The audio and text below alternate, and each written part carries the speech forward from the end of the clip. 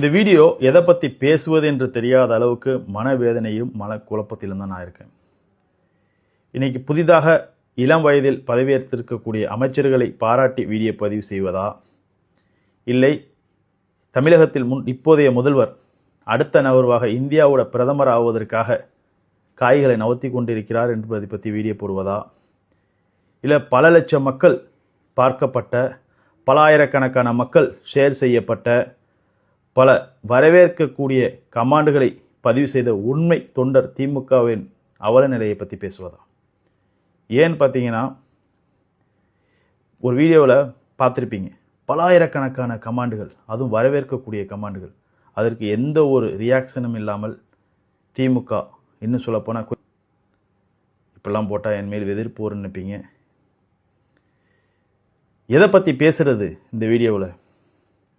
ஒரு பேச்சாளராக இருந்து கைகளையும் சத்தத்தையும் உயர்த்தி பேசினால் மக்கள் மத்தியில் வீடியோ வரவேற்கப்படுமா? இல்லை பேசக்கூடியவன் சிறப்பு மிக்க, ஆற்றல் மிக்க, வலிமை மிக்கவனாக இருந்தால் அந்த வீடியோ மக்கள் மத்தியில் வரவேற்கப்படுமா?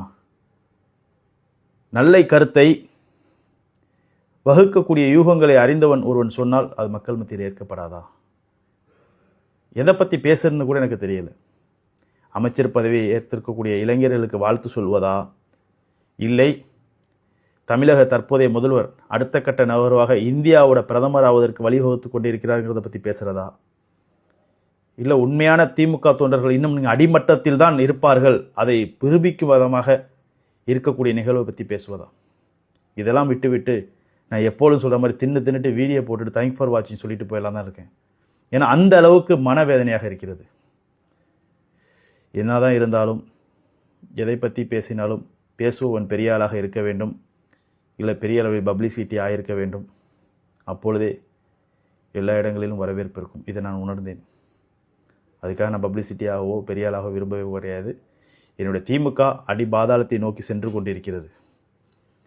ஜாம்பவான்களை வைத்திருந்தும் கூட இன்னும் கூட்டத்தை போட்டு எதையோ பேசிக்கொண்டிருக்கிறீர்கள். எப்படி நான் தெளிவாக சொல்ல போகிறேன் என்று எனக்கு தெரியவில்லை. எப்படி நான் உங்களை அணுகப் போகிறேன் என்றும் தெரியவில்லை. இருந்தாலும் மனவேதனையுடன் எப்பொழுதும் சொல்லும் போல தேங்க் ஃபார் வாட்சிங். Bye bye.